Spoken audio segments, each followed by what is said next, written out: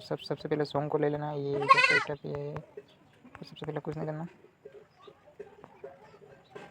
यहाँ पर ये प्लस कट मार देना, स्पीड कर देना। ये हमारा इफेक्ट लग गया है। आपको मैं ये इफेक्ट दिखा देता हूँ लास्ट वाला स्टेप के।